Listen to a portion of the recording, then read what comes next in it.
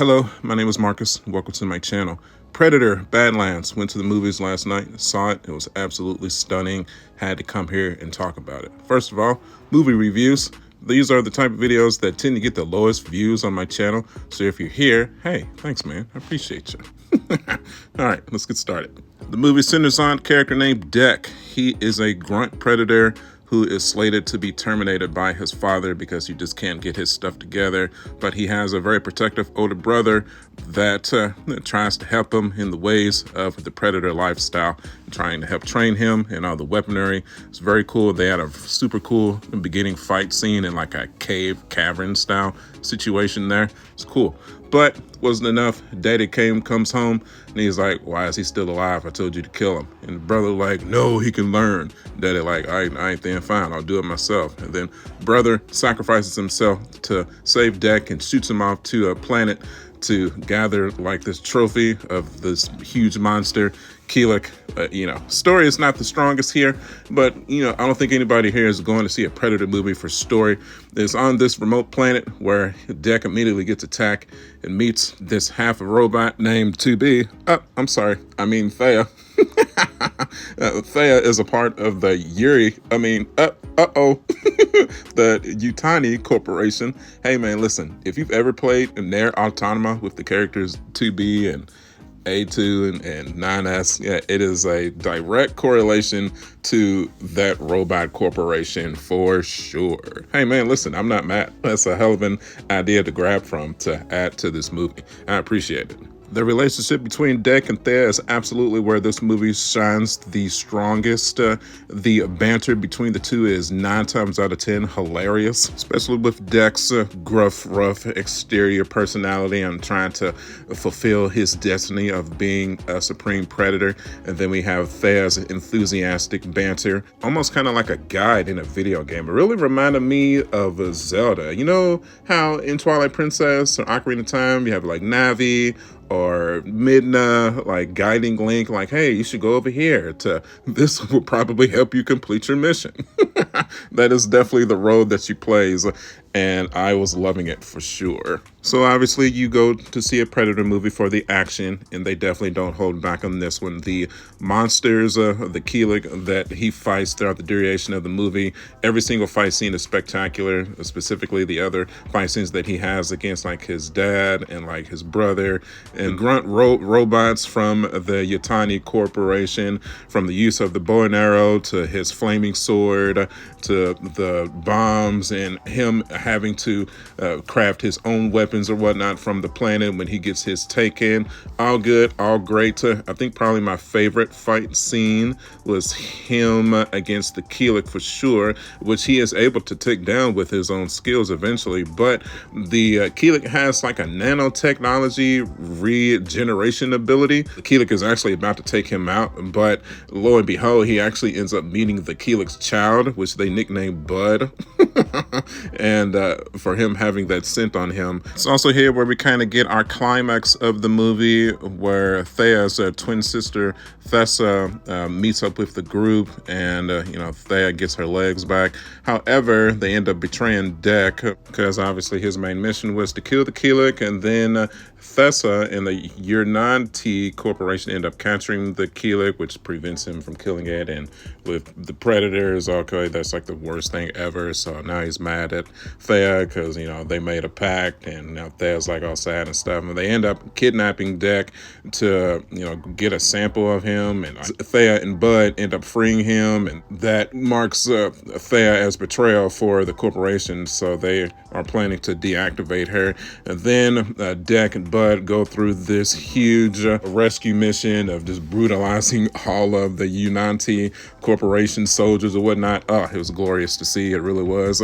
Every ounce of weaponry that he had at his disposal that he garnered from the planet. And this is where it gets super cool because he's making all of his own organic weapons, like another sword or bow and arrow, like some bombs that he's getting from the planet, because obviously they took all of his normal Predator weapons. So definitely some cool aspects in that as well. So Deck, Bud, and the Keelik, because obviously Bud is the Keelik's child, and they go and they free Thea, which obviously Thessa's not very happy about that, so she boards this big mech suit and is actually able to take down the Keelik. So then she's actually about to take down Thea, but then Deck sneaks up on her at the last second, cuts off her head, and now he has his war trophy. Yay! Even as I'm explaining the story, I'm thinking to myself, story not really a whole lot going on there. But again, I don't think anybody's going to the movies to see a story, a deep-rooted story about predators and monsters. It's just not the case. I was entertained. I had fun. That's definitely the theme of this review. If you can't tell, I had a ton of fun watching this film. You know, here's what you want to do. You want to grab your favorite beverage, whether it be hot chocolate or beer. For me, it's going to be always a good bourbon. Put it on some ice, take a couple of sips, and just enjoy the carnage of watching Deck go from a grunt level predator to a master level predator in the span of like an hour and a half. It was really cool to see. Easily my favorite Predator movie of all time. I've seen the couple of the first ones. I did see Prey last year. That was really good as well. But this one was definitely, I was more entertained than I had memory of being the most entertained in a Predator movie ever, for sure. Also, speaking of Prey, if story is your thing, this movie seems to have no direct correlation to Prey at all whatsoever.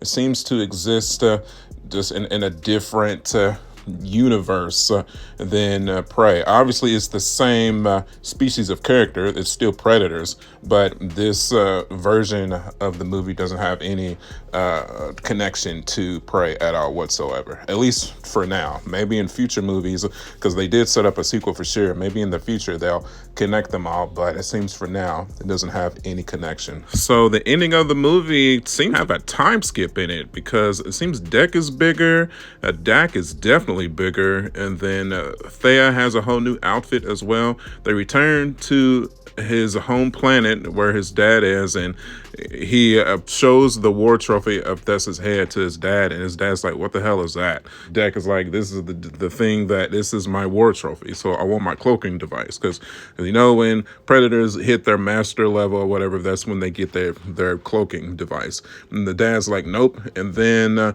probably easily one of the coolest fight scenes from the movie, Deck proceeds to obliterate his dad in one-on-one combat and essentially gets revenge for his brother's demise so many years ago. So very, very cool ending to the story. And then another ship pulls up, and Thea's like, who is that? Is this another enemy? And Deck's like, oh, that's my mom. So I'm like, ugh, okay. So definitely got a sequel coming in for sure. So I have no doubt this is going to be very successful and at the blockbuster. Especially it's not really any other movie out right now, so it's going to get ticket sales for sure. Now, did I enjoy this movie? Absolutely. Was this my favorite Predator movie ever? Yeah, I think I'm comfortable enough to say that for sure. Now, did I love it enough to go out and buy the future action figures that's going to be released for it? That's pushing it a little bit. I don't know if I feel that strongly about it. Maybe. I'm definitely not going to pre-order them.